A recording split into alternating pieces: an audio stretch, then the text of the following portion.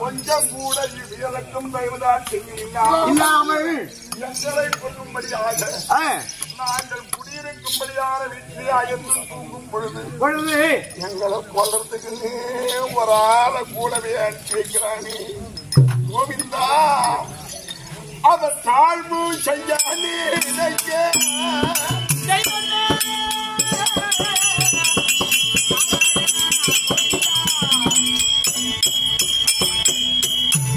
அது தனக்கண் உலகமாய்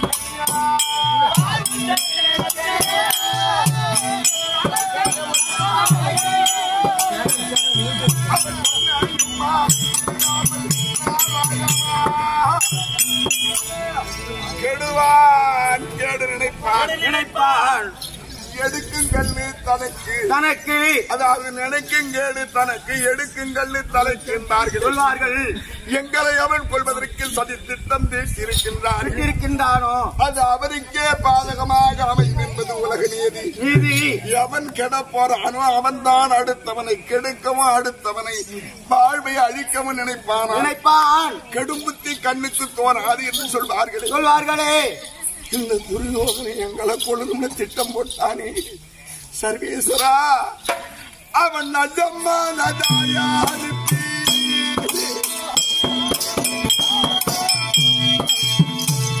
அவன் கொள்ளவும் தந்திரம் செய்வான்.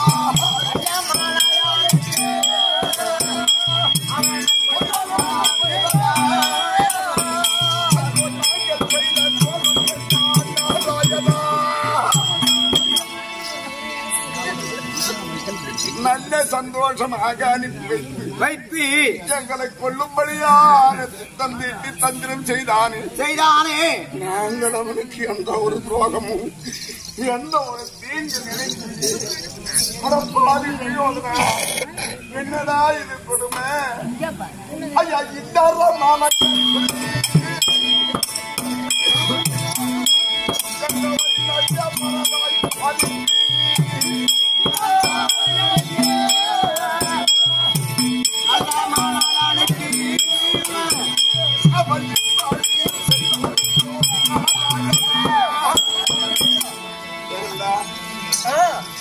எங்களை கொள்றதுக்காக பெரும் பொருள் செலவு செய்து இப்படி விசித்திரமான ஒரு அழகிய மாளிகையை ஏற்படுத்தி அதிலே எங்களை குடி புகும்படியாக செய்து இப்படித்தான் எங்களை கொல்லணுமா? ஏண்டா எங்களை கொல்றதுக்கு உனக்கு வேற வழிவகையே தெரியலையா? பாவி துரியோதனா, இது ஆண் மகனுக்கு அழகடா. ஒருவனை கொல்ல வேண்டுமானால் அவனை நேருக்கு நேராக நின்று சண்டை செய்து அவனை கொன்று வீழ்த்துவனே சுத்தமான ஆண்மகன். முன்னால விட்டு பின்னால போய் அடிக்கிறவனா? கோழையை போல பின்னால் முதுகில் குத்துபவன் எல்லாம் ஒரு ஆண்மகன் அல்ல. ஆம்பளையடா, உலகத்திலே உன்னை போன்ற ராஜாக்கள் எல்லாம் பேசுவார்கள்.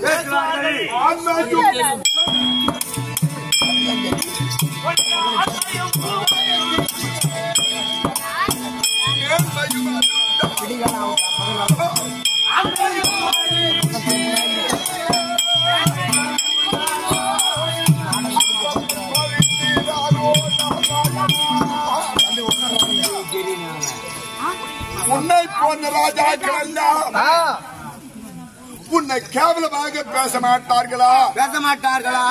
கள்ளங்கபடுவாது சூதற்ற சஞ்ச பாண்டவர்களை கொள்வதற்கு பாதகனாகிய துரியோதனன் இப்படி நயவச்சகமாக தன்னை சொர்க்கம் சேர வேண்டும் என்று அழகிய ஒரு ஏற்படுத்தி நெருப்பு வச்சான். பாவி அப்படி என்று உன்னை போன்ற ராஜாக்கள் எல்லாம் கேவலமாக எண்ணி நகையாடி யாரி உள்வார்களே. அப்பா கனகச்செல்வி ஐயா, என் மனதில் உன்னை பார்ப்பதற்கு எனக்கு எப்படி தோற்றமளிக்கிறது தெரியுமா ஐயா?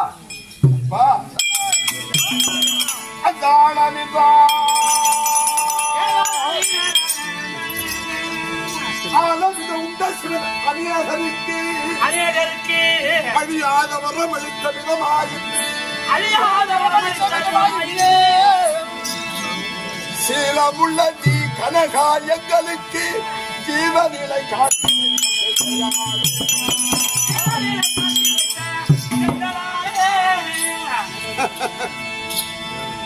அப்பா ஐயா, கடந்த பொழுது வாசிக்கின்ற சர்ப்பம் கட்டிய விஷமானது அக்னிகம்பம் போல் அந்த சதாசபைகளுக்கு எழுந்து இந்த உலகையே பொசுக்கி விடும்படியாக புறப்பட்ட பொழுது இந்த தேவாதி தேவர்கள் எல்லாம் அதை கண்டு அஞ்சி நடுங்கி பல இடங்களுக்கு ஓட அந்த விஷமானது பின்னாலே துரத்த கடைசியாக கைலாயபதியாகிய சிவபெருமானுடைய விஷம வாகனத்தின் 4 பாதத்தின் கீழே 33 கோடி தேவர்களும் போய் தஞ்சம் புகுந்தார்களா. அப்படி திரண்டு வந்த விஷத்தை பார்த்து சிவபெருமான் இரு கரத்தாலும் ஏந்தி அந்த ஆலகால விஷத்தை உண்டு தேவர்களுக்கு உயிர்களுக்கு எந்த இடையூறும் நேராமல் பாதுகாத்தாராம். உமா பார்வதி பார்த்து இந்த தேவர்களும் இந்த உலகமும் பிழைக்க தழைக்க நம் புருஷன் இறந்து நாம் தாலி அறுத்து விதையை ஆய்விடுவோம் போல் இருக்கிறது. அப்படி என்று அவருக்கு அண்டத்தை கட்டியாக இறுக்கி பிடித்ததாம் 3 நாள் பரியந்த வைத்திருந்தாராம். 3 நாள் உலகில் உண்டான யானை முதல் எறும்புகளை எந்த ஒரு ஜீவன் எந்த ஒரு இலையும் எடுக்கவில்லையாம். 3ஆம் நாள் அதை வெளியில் கொப்பளிக்க பார்த்தார் மகாவிஷ்ணு உலகை காக்க சிவபெருமான் விஷத்தை உண்டு 3ஆம் நாள் வெளியில் கொப்பளிக்கிறார். அந்த விஷம் பட்டால் மீண்டும் பூமி பக்திகரமாக பற்றி எரிந்துவிடும். அப்படி என்று இரு கரத்திலேயும் அவர் ஏந்தினாராம். அப்படி ஏந்தி அவர் ஏந்திய விஷமானது கை விரல் சந்திர வழியாக சொட்டாக கீழே விழுந்ததாம். பார்த்தார் பிரம்மதேவன் மும்மூர்த்திகளில் ஒருவன் சிவபெருமான் விஷத்தை உண்டு மீண்டும் வெளியில் கக்க அதை மாதாகி விஷ்ணு கரத்திலே ஏந்தினார். அதிலும் துளியாக கீழே ஒழுகிறது. நாம் பார்த்து கொண்டு சும்மா இருக்கப்படாது. அப்படி என்று அவர் இரு கரத்தையும் ஏந்தி தான் சிருஷ்டிப்ப செய்யும்படியான அத்தனை ஜீவன்களுக்கும் இது கண்ணிலும் ஒரு துளி அதாவது கண்களில் இரு கண்களுக்கும் 2 துளியும் எல்லா வீடுகளுக்கும் அதனுடைய சனத்திலே 2 துளியும் எடுத்து அந்த விஷத்தை சரி செய்தாராம். கருத்தில் ஏந்திய விஷத்தை மாலாக மகாவிஷ்ணு உடலெங்கும் பூசிக்கொண்டாராம். தங்கமயமாக இருந்த மகாவிஷ்ணுவை உடலானது நீலமேகி சாமல துருவமாக மாறியதாம். அப்படி அந்த சிவபெருமான் விஷத்தை உண்டு தேவர்களையும் இந்த உலகையும் காத்ததை போல நீ எங்களுக்கு எங்கள் உயிரை பறிக்கும்படியாக திட்டம் தீட்டியிருந்தாலும் துரியோதனன் செய்த அரக்கு மாளிகையிலிருந்து தப்பிக்கும்படியாக நீ வந்து சொன்னதினா எவ்வளவு சந்தோஷப்படுகிறேன் தெரியுமா?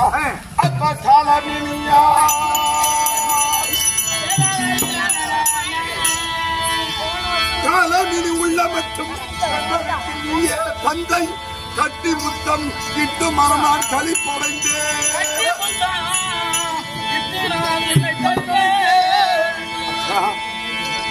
ஒரு குழந்தை பிறக்கணும்னா அதாவது தந்தைன்னு எப்படி பேர் வந்தது, தாயின்னு எப்படி பேர் வந்தது தெரியுமா? எப்படி? ஒரு குழந்தையானது ஒரு பெண்ணுக்கு கருத்தரிக்கிறதுக்கு முன்னாடி ஆணுடைய விந்தணுல 3 மாசம் அது உற்பத்தி ஆகி தயார் நிலையில் இருக்கணுமா? இவன் அவளுக்கு தந்தான் எதை அந்த விந்த கருவை இவன் தந்தான். அந்த பொம்பளை தாய் என்று அதை வாங்கிட்டான். தான் அதை வாங்கிட்டு தான் கருவளை சுமந்து பிள்ளையா பெற்றான். தாய் என்று வாங்கி கொண்டதினால் அவன் தாய், இவன் தந்ததினால் அவன் தந்தை.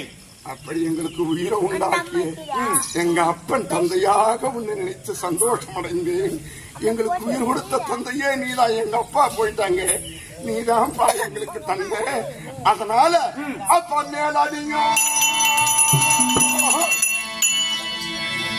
மேலடியும் பணிகள் எல்லாம் உனக்கே தந்தேன். மேலடியும் பணிகள் எல்லாம் நீ மேன்மையுடன் சீர்மலைக்கு ஏகுவாயே. அப்பா, என் மேலே அணிந்திருக்கும்படியான விலை உயர்ந்த ஆடையாபரண பொன்பொருள் ரத்ன முத்தாரங்களை எல்லாம் நான் கொடுத்திருக்கேன். இதை எடுத்துக்கொண்டு போகும் யாரிடமும் சொல்லாதே. நான் இனிமேல் படிக்க பார்த்துக் கொள்கிறேன். எனக்கு தெய்வமும் நீதான், எனக்கு தந்தையும் நீதான். அப்பா கனக சிற்பி, என் அண்ணன் தம்பிகளுக்கு என் தாய்க்கு இந்த வார்த்தை தெரிய வேண்டும். நான் சொன்ன விதம் போல நீங்கள் ஐவராஜாக்களும் உயிர் பிரித்துக் கொள்ளுங்கள். சித்தப்பாவாகி விதுர மகாராஜனிடம் மட்டும் நீங்கள் சொன்னதைப் போலவே பீமனிடத்திலே ரகசியமாக யாதக சிற்பியாக சென்று தகவலை சொல்லி அதை மட்டும் சொன்னால் போதும். துரியோதனை எவ்வளவோ பொன்பொருள் எல்லாம் தரன் என்று எனக்கு சொன்னான். சரி, உனக்கு நான் ஒரு பாகத்தை ஒரு நாட்டை விடுகிறேன் என்று சொன்னான். சரி, எனக்கு நாடு தேவையில்லை, நகரம் தேவையில்லை. உங்கள் உயிரை காப்பாற்றின அதுவே எனக்கு போதும். நாராயணன் உனக்கு நல்வழி காட்டுவா, நீ சென்று வா. ஆகட்டும்.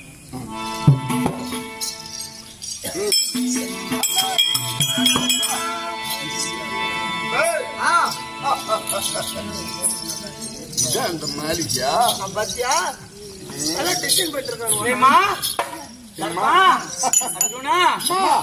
நமக்காக ஏற்படுத்தின அரக்கு மாளிகை இதுதானா?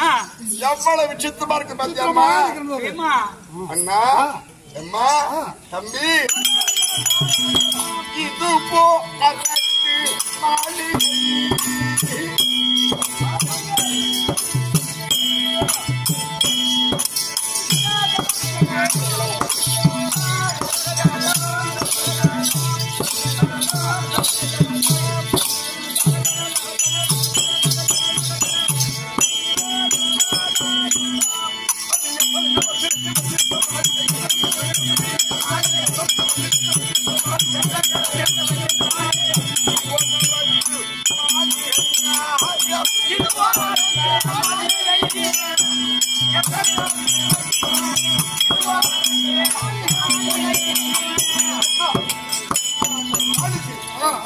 ஒரு அறை விடாம, ஒரு சுவர் விடாம, ஒரு தூண் விடாம எந்தெந்த இடத்துல நான் பாக்குறேன். நீங்க ஏன் யார் கூட சுத்தி பாக்குறீங்க? நாங்களும் வரேன்ப்பா. வேணாம் வேணாம், நீங்க எல்லாம் உட்காருங்க, ஒரு பக்கமா உட்காருங்க. நான் பார்த்துட்டு அப்புறம் என்னென்ன இருக்கு நான் சொல்றேன். அப்படியா? போய் உட்காருங்க. ஐயா, நானும் பார்த்துட்டு வரேன் சுவாமி. நீங்க எங்க அம்மா கூட எங்க அண்ணன் கூட எல்லாம் பேசிட்டு இருங்க. நான் உன் கூட வந்தாலும் உங்களுக்கு நல்லா புரியும். மாளிகை பார்த்துட்டு அப்புறமா இந்த காட்டு சுத்தி பாக்கிறது காட்டுங்க. நிறைய எனக்கு காடு தெரியும். நிறைய சொன்னாங்க. இந்த காசியில, இந்த வாரணாவரத்துல எந்த கோவில் எங்க இருக்கு, ஆமா, எந்த ஆறு எந்த இடத்துல ஓடுது, ஆமா, எந்தெந்த இடத்துல காட்டுல என்னென்ன பொருள் இருக்கு அப்படின்னு எங்க பெரியப்பா சொல்லிருக்காரு. உனக்கு தெரியும்ன்றதுனால தான் எங்க தம்பி பிள்ளைகளுக்கு இதெல்லாம் பார்க்காத சின்ன பசங்களா இருந்தானுங்க. இதெல்லாம் சுத்தி தெளிவா காட்டு, பிள்ளைங்களுக்கு பத்திரமா இருக்கு சொல்லி துணைக்கு வந்துக்கிறேன் அப்படின்னு உனக்கு சொன்ன தெளிவா சொல்லி வச்சிருக்காங்க. நான் உங்களை காடு பார்க்க இந்த மாளிகை சுத்தி பார்த்து வந்துடுறேன். அப்புறம் காடு பார்க்கும் போது நீங்க வந்து சரி பாரு, காட்ட நீங்களும் காட்டுங்க, காட்ட பார்க்கலாம். இதுவோ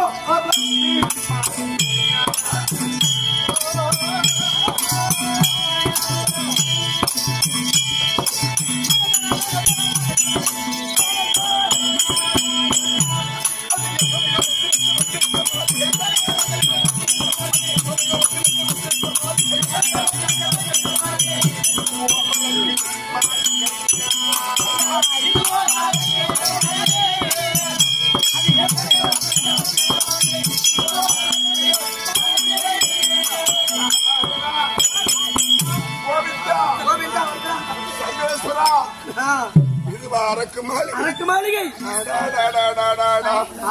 ஐயா, இதுவோ அரக்கு மாளிகை.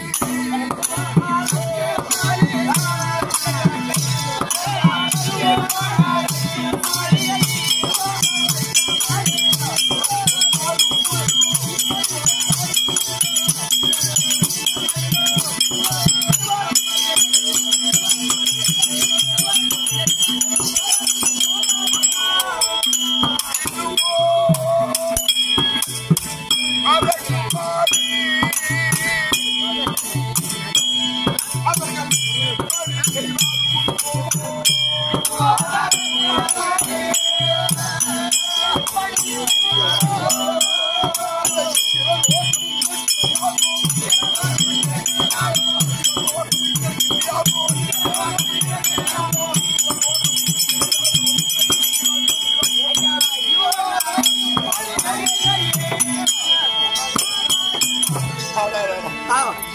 தேவலோகத்திலே 33 கோடி தேவர்களும் தலைவனாக விளங்கி வரும்படியான். ஆமா, இந்திரனுடைய நாட்டிலே அமைச்சிருக்கும்படியான். இந்திரனுடைய மாளிகை கூட இதுக்கு இணையாகாதப்பா.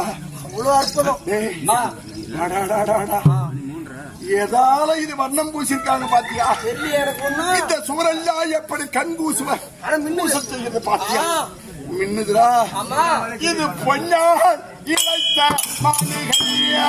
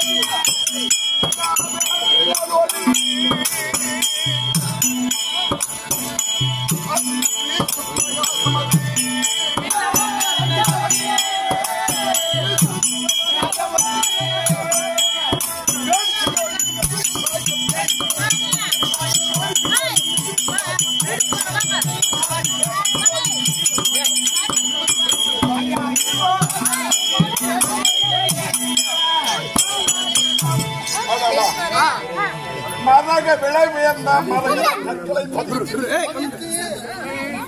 தங்க முலாம் பூசப்பட்டு ரத்தின கற்களை எல்லாம் பதுமைக்கு பதிலாக அங்கங்கே அமைத்து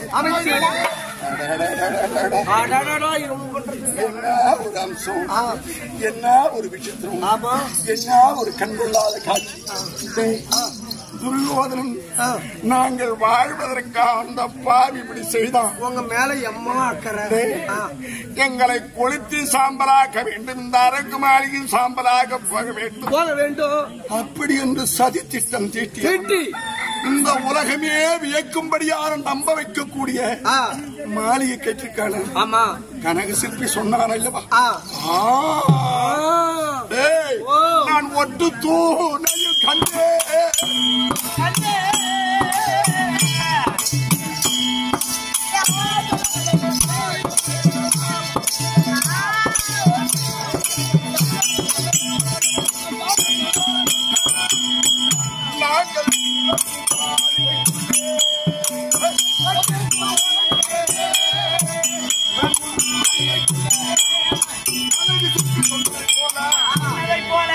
மண்டபத்தின் நடு மத்தியிலே 4 தூண்கள் இருக்கிறது. நடுவிலே அப்படி அந்தரமாக ஒட்டி வைத்த பொன்னாலான தூண் இருக்குது. இதுதான் அது. இங்கதான் நம்ம தப்பிச்சு போற வழியா? வழி இதுதான். சபாஷ் சபாஷ். இதைத்தானே தேடிக்கிட்டு இந்த மாளிகை ஃபுல்லா நான் அழைச்சு கண்டுபிடிச்சிட்டேன். நான் ஒட்டு தூணையும் கண்டேன்.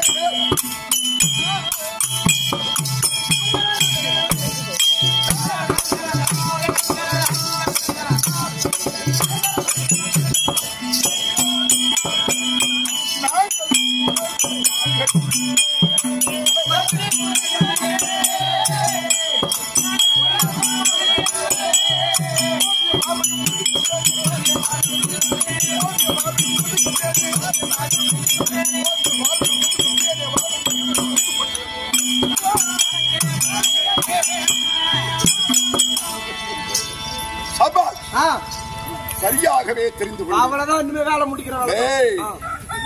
அதாவது விஷத்தாலதான் குணப்படுத்த முடியும், முள்ளாலதான் எடுக்க முடியும். நல்லவனுக்கு நல்லவனா இருக்கணும், கெட்டவனுக்கு கெட்டவனாதான் இருக்கணும். பொய் சொல்றவங்கிட்ட பொய் தான் சொல்லணும். ஆமா, பொய்யருக்கு பொய்யுரைத்தால் வெற்றி உண்டாம்.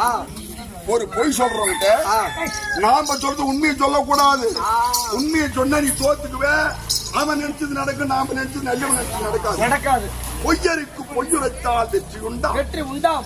அவையலாத அந்த பொய் சொல்லாத உத்தமருக்கு மெய்யருக்கு பொய்யுரைத்தால் தேய்பிறை போல் தவம் குறையும். பிரகாசமா நிலா இருக்குது. நாளுக்கு நாள் குறைஞ்சி இல்லாத ஒரு இருட்டா போடும். அது போல உண்மையை பேச நல்ல உத்தமர்கிட்ட போய் சொன்னா நீ செய்த புண்ணியமும் நீ செய்த தவமும் எல்லாம் அழிஞ்சு இருட்டு மாதிரி போயிடும். பெத்த அன்னையருக்கு பொய்யுரைத்தால் கேடு வரும் மிடியுண்டாகும். உனக்கு நோய் அப்பா அம்மா கிட்ட போய் நீ போய் சொன்னா நீ சம்பாதிக்க காசு குடிச்சுட்டு சம்பாதிக்க காசு பூச்சா கிட்ட குடுத்துட்டு அங்க போன எனக்கு வேலையே கிடைக்கல, பெங்களூர்ல விடாத மழை பெஞ்சுது, கேரளாவில் விடாத மழை பெஞ்சுது அப்படின்னு குடிச்சுட்டு பூச்சா கிட்ட குடுத்துட்டு நீ வந்தீங்கன்னா பெத்த தாய் தோப்பிட்டு ஏமாத்தி திருப்பி வந்தீங்கன்னா அவங்கள்ட்ட போய் சொன்னா என்ன வரும்? உனக்கு வர வியாதி தீராது. 2 பிள்ளைக்கு ஒரு பிள்ளைக்கு மட்டும் எல்லாத்தையும் கொடுத்துட்டு ஒரு பிள்ளை ஏமாத்துறாங்களா? பெத்தவங்களுக்கு அவங்களுக்கு ஒண்ணு வராதா? அவங்க அதான்டா பொய் சொல்றவங்களுக்கு பொய் தான் சொல்லணும், நீ சொல்லணும் மெய் சொல்லணும். தாய் தோப்பிட்ட பொய் சொல்லக்கூடாது, அவங்களே செஞ்சாலும் சரி நாம செய்யக்கூடாது. அவனுக்கு அடிக்கடி துன்பமும் இடைஞ்சலும் துயரமும் வந்துகிட்டே இருக்கும் பொய் சொல்ற பிள்ளைங்க. அதனால துய்ய சிவ பக்தருக்கு பொய்யுரைத்தால் நல்ல ஒரு எல்லாத்தையும் எடுத்து எதுவும் தேவையில்லைன்னு ஒரு துறவியா போன ஒரு மகா புண்ணியவாங்க நீ பொய் சொன்னா அங்க என்ன நடக்கும் தெரியுமா? உனக்கு நரகம் தான் கிடைக்கும். அதனால இவன் நம்மளுக்கு செஞ்சது என்ன?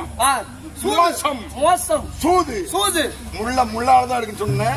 முள்ளு பெட்டா பக்கத்துல முள்ளு தான் எடுத்துணும். விஷத்தாலதான் குணப்படுத்த முடியும்னு சொன்னேன். அது எப்படி தெரியுமா? ஒன்னு பாம்பு கடிச்சிச்சுன்னா உனக்கு என்ன ஏத்துவான் தெரியுமா? அந்த ஊசி டாக்டர்கிட்ட போய் பாம்பு கடிச்சிருச்சுங்க நான் ஊசி போட்டா என்ன தெரியுமா? சத்த குதிரையினுடைய ஜீரம்னு ஒரு உறுப்பு இருக்குது. அந்த உறுப்புல விஷத்தை ஏத்துறான்.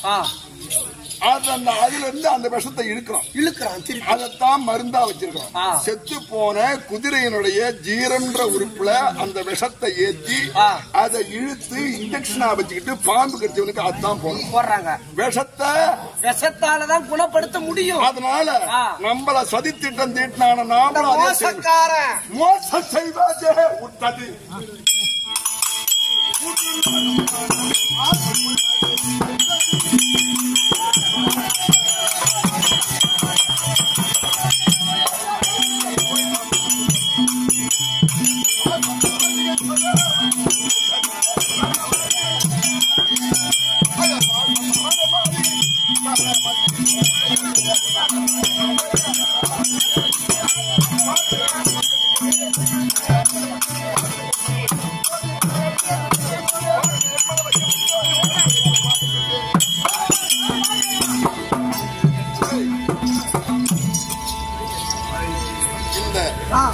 மாளிகையில ஓடி தப்பி பிழைப்பதற்கு உண்டான வழிவகை நான் கண்டறிந்தேன்.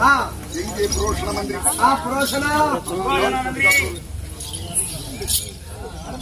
யாரு எங்கே சுத்தி பார்க்கணும்னு சொன்னீங்களா?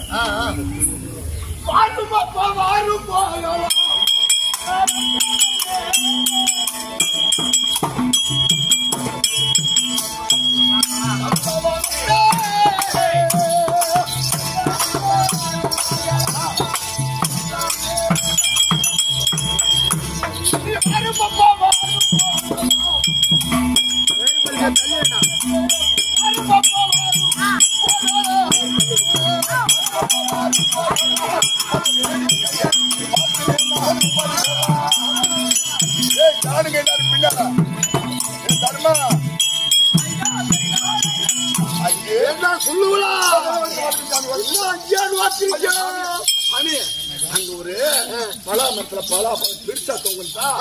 நான் அதையே பாத்துட்டு இருந்தேன். யார் தம்பி வாழை மரத்துல அந்த வாழைக்காய் தெரிஞ்சுதா? இவன் இதே பாத்துட்டு இருந்தேன். எங்க சருமா அண்ணன் என்ன பண்றாரு, அங்க ஒரு மான் இருந்தா எங்க அப்பா ஞாபகம் வந்து அங்கே பதிக்கிட்டேன். அவ்வளவுதான் பருவத்தான் அந்த வாழை நான் சுத்தி காட்டி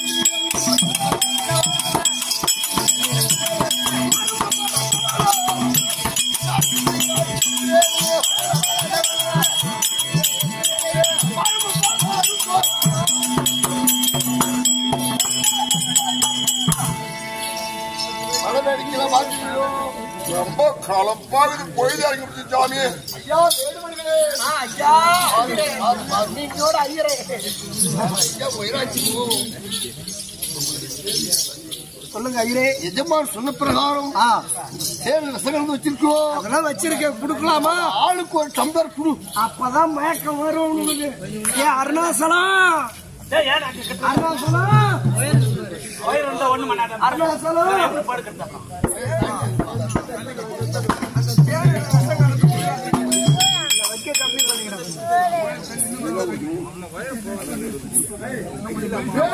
அடித்து வைத்த ஒரு பெரியப்பா அடித்து வைத்த காட்டு வேடவர்கள் காட்டிலும் மலையிலும் ஏதாவது சுத்தமான நல்லா அருந்தினீர்களோ உடம்புக்கு நல்ல தெம்பு. சரி சுவாமி, நாங்க எல்லாரும் குடிச்சிட்டு படுத்துவோம்.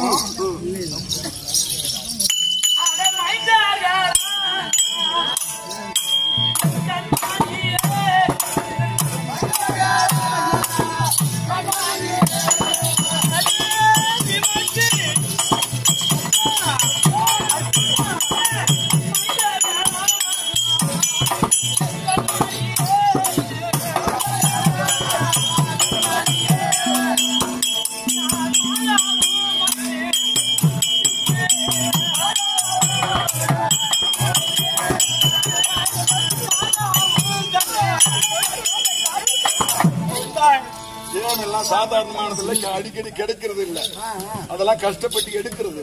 இது மருந்துக்காகும்படியான பொருள்.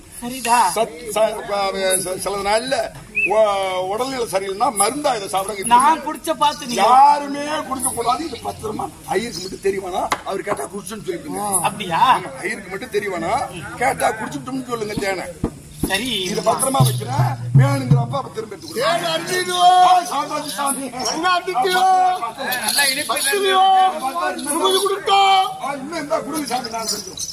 நல்ல இனிப்பு தேவை பரவாயில்லை.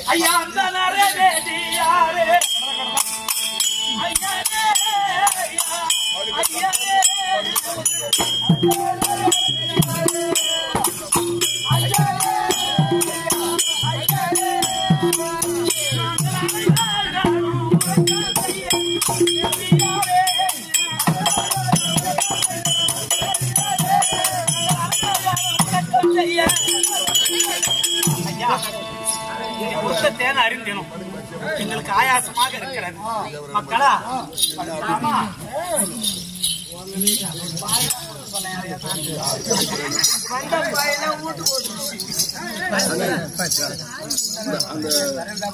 அதுல உட்காருங்களேன். இல்ல அந்த அம்மா பாய் பாய் கொஞ்சம்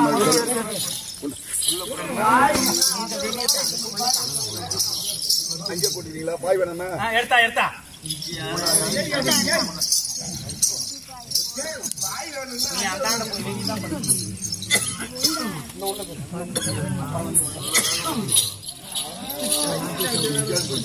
என் மைந்தார்களாய் வருவோது மாறியான் தேவி நித்திரை போரே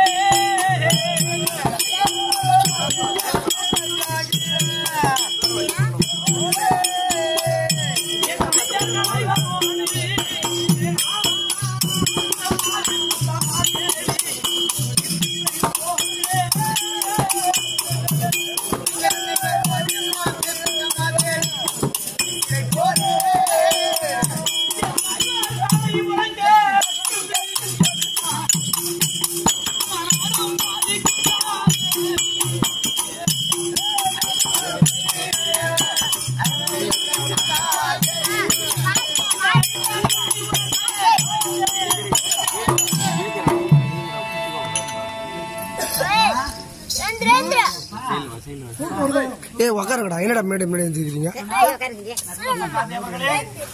பிள்ளைங்க தூங்கிட்டாங்க. இங்க பார்க்க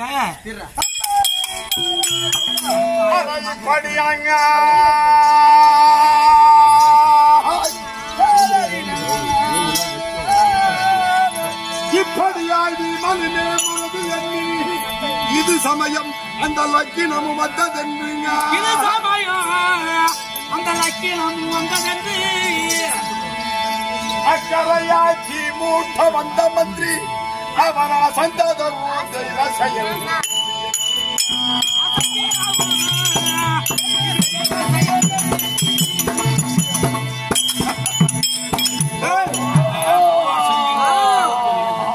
எங்களை காரியமாக வந்த புரோஷன் என்று சொல்லும்படியானவர்கள் வைகாசி மாசம் பௌர்ணமி தினத்தன்று 3ஆம் ஜாமத்தில் பீமனால் அரக்கு மாளிகை தீ மூட்டப்பட்டது. நிறைய பேர் கார்த்தி மாசம் சொல்லிட்டு இருப்பான். வைகாசி மாசம் பௌர்ணமி தினத்தன்று 3ஆம் ஜாமத்தில் இந்த அரக்கு மாளிகை பீமனால் தீயிடப்பட்டது. நல்லா தூங்குறோம் சொல்லுங்க. வெளியே வாட்டமா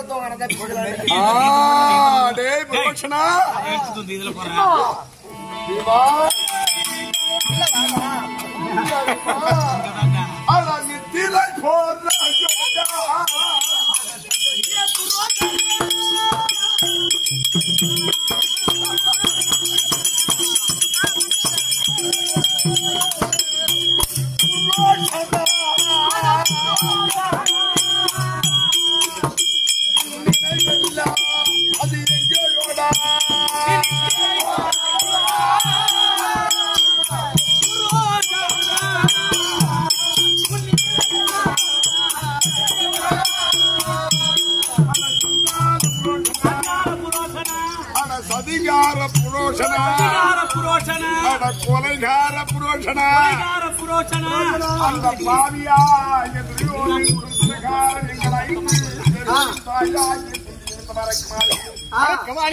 ஆம்பலாக எரிக்கும்படியாக திட்டம் தீட்டி வஞ்சகத்தை மனதிலே வைத்த அரக்கு மாளிகையிலே எங்களை குடிமுக செய்து இவ்வளவு நாள் வரையில் நல்லவன் போல் நடித்து சத்தியமா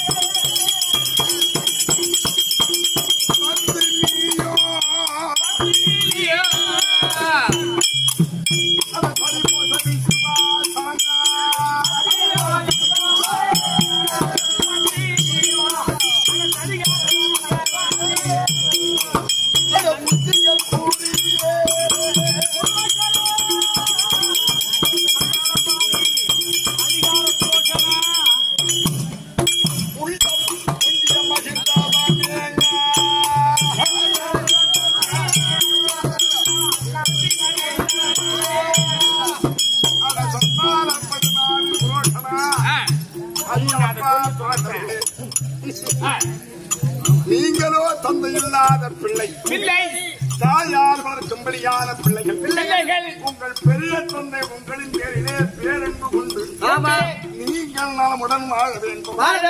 உங்க அம்மா நலமுடன் இருக்க வேண்டும். வாழையடி வாழையாக நமது வம்ச விருத்தி குலம் கோத்திரம் செழிக்க வேண்டும். உங்க பெரியப்பாவுக்கும் பெரியப்பா பிள்ளையாக துரியோதனனுக்கும் கள்ளம் கவனமற்ற வெள்ளை உள்ளம் கொண்ட நல்ல மனிதர்கள் சத்தியம் தவறாத உத்தமன் போல எங்களுக்கு புத்திமதிகளை கூறி இப்படி எல்லாம் பெரியவங்க பேச்சை கேட்க வேண்டும். இப்படி எல்லாம் வாழ்க்கையில வாழ வேண்டும் அப்படின்னு புத்திகள் கூறி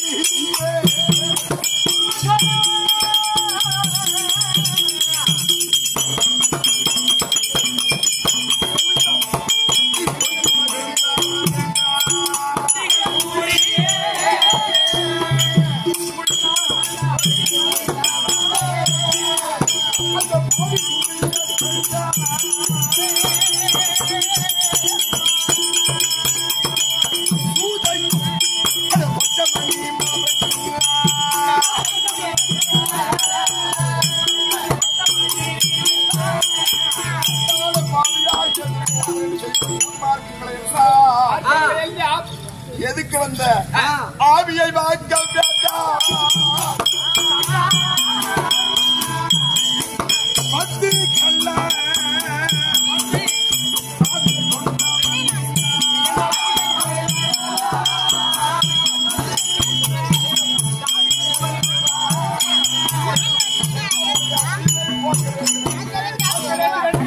கள்ளசாவியை கையிலே வைத்து இவ்வளவு நாள் மூடு மந்திரம் போல் மூடி மறைத்த சென்றால பாவி புரோஷனா புரோஷனா அவன் தின்ன சோத்துக்கு எப்படி தூங்குறான் புரோஷனா வண்டி காலியா கிடக்குறா புரோஷனா பையா கிருஷ்ணமூர்த்தி இப்பதான் சோறு எடுத்து வந்து கொடுத்து ஐயா அப்பா ஐயா நாம மனம் தோணித்து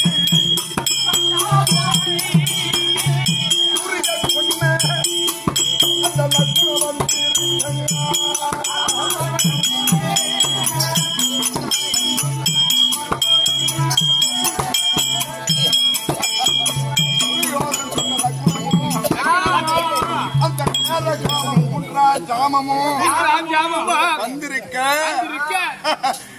அட நிவிய மாளிகையின் ஒரு காவல் அட நீ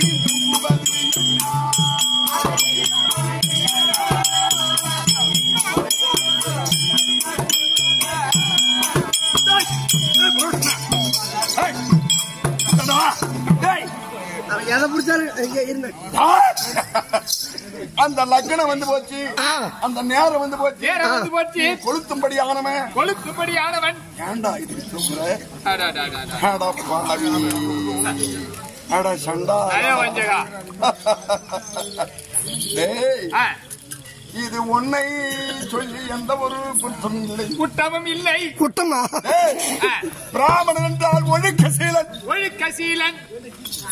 பிராமணன் என்றால் உயர்ந்தவன் நீதிநெறி நியாய தர்மங்களை எல்லாம் தெரிந்தவன் மறந்தும் கூட மற்ற உயிர்களுக்கு தீங்கு இழைக்காதவன் அந்தரன் என்பவன் அறவோன் அண்ணா என்ன தெரியுமாடா தர்ம சிந்தனை உள்ளவன் அறம்னா தர்ம சிந்தனை உள்ளவன் எவனாக இருந்தாலும் அவன் தான் அந்தனன் அப்படிப்பட்ட தர்ம சிந்தனையாடா உனக்கு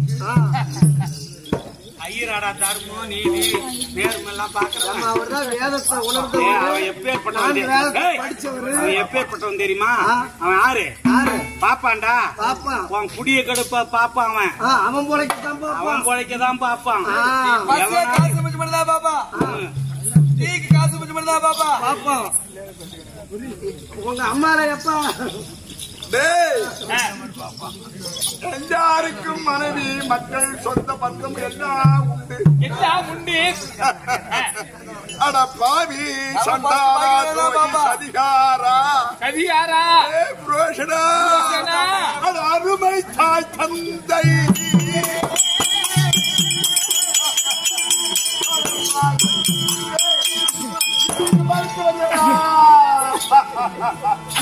நம்ம பிறந்தவனும் அண்ணன் தம்பிகள் உன்னுடன் பிறந்தவனும் அண்ணன் தம்பிதான் உன்னை பெற்றவனும் ஒரு பெண்தான் என்னை பெற்றவனும் ஒரு பெண்தான் உனக்கு இறக்க குணம் இல்லாமல் பிடித்து எங்களை கொல்லுவதற்கு திட்டம் போட்டு வந்து விட்டார் எனக்கு மனசு வெல்லடா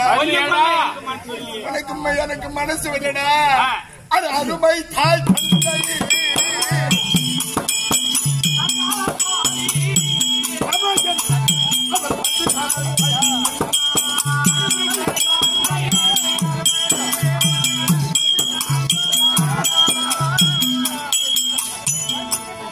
பொறுமை மிகுந்த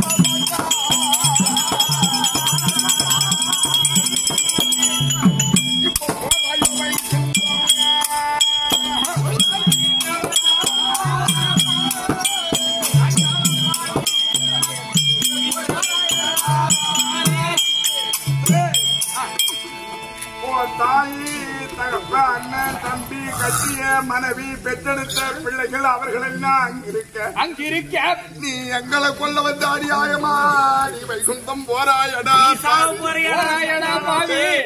எங்க பெரியப்பா நீ எதுக்குடா அனுச்சாரு அட உன் சொல்பாடி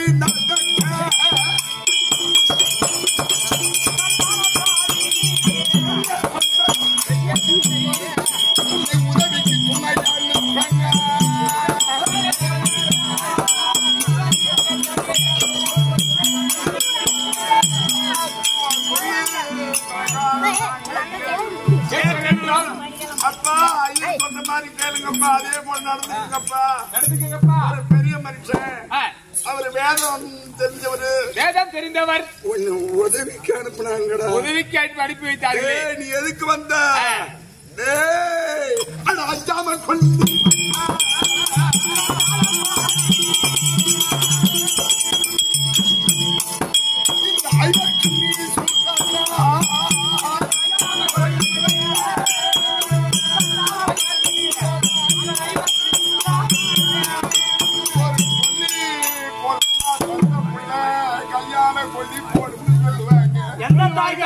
எந்த புள்ள பிறக்குதோ அந்த கையால கொல்லி போட்டா 450. எங்களுக்கு பிறந்த புள்ளையாடா நீ? எங்க 5 பேர்த்துக்கு கொல்லி வைக்க போற? அட ரச்சிதமே கொல்லி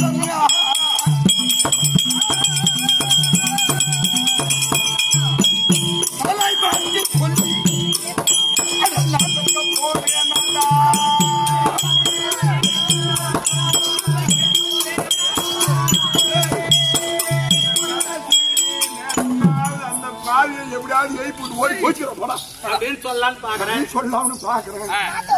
யம தூக்கம்னு சொல்லுவாங்களே, இதுதானா யம தூக்கம்? அவன் சொல்லி முடியுது இன்னைக்கு. எத்தனையோ விதத்துல கத்தி பாக்குறேன், மிதிச்சு பாக்குறேன், அடிச்சு பாக்குறேன், எழுப்பி பாக்குறேன், ஏந்திருக்க மாட்டேங்கிறான். இல்லையே. வினை விதைத்தவன் வினை அறுப்பான். வினை விதைத்தவன் வினை விதைத்தவன் தினை அறுப்பான். நீ பறிச்ச குழியில நீயே வீட்டு மண்ணாத்தி போட்டுட்டு போறியடா.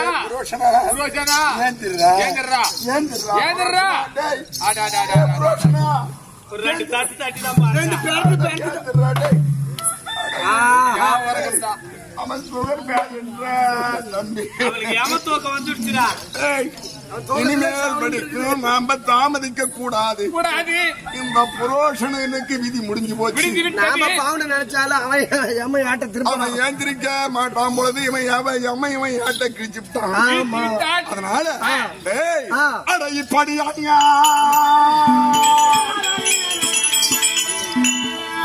அட இப்படியா மனிதே மனதி கண்ணி இது சமய வக்கீலம் அது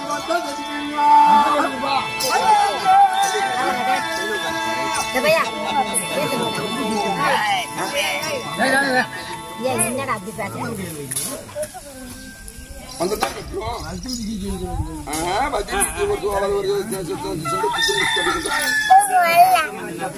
அக்கறையாச்சி மூட்ட வந்த மந்திரி அவனா சொன்னதும் அது தெய்வ செயல் என்று எண்ணி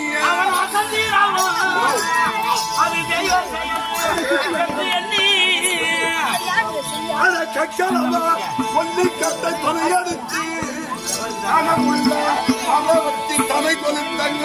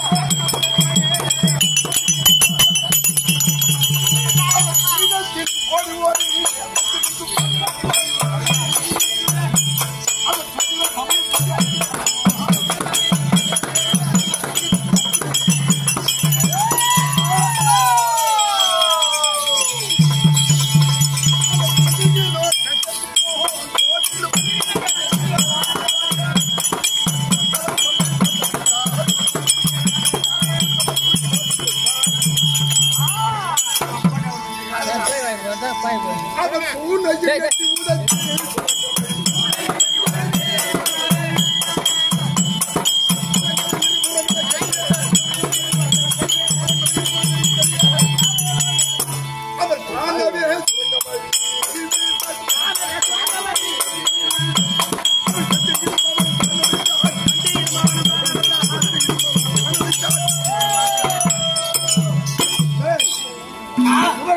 வழியாக தப்பித்து இதோ இடும்பா பட்ட பாறையிலே ஒருவருக்கு உறக்கம் கலையாமல் தவணையை ஒடித்து பரப்பி அதன் பேரிலே 5 பேரையும் படுக்க வைத்து இந்த இரவிலே எந்த ஒரு மிருகத்தாலும் எந்த ஒரு யாராலும் எந்த ஒரு அங்கமும் வாராமல் நித்திரை அதாவது காவலாக அமர்ந்திருக்கணும். பொழுது விடுகிட்டோம். அதுக்கு மேல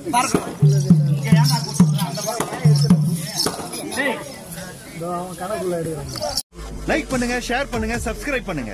மறக்காம கீழே இருக்கிற பெல்ல ஒரு தட்டு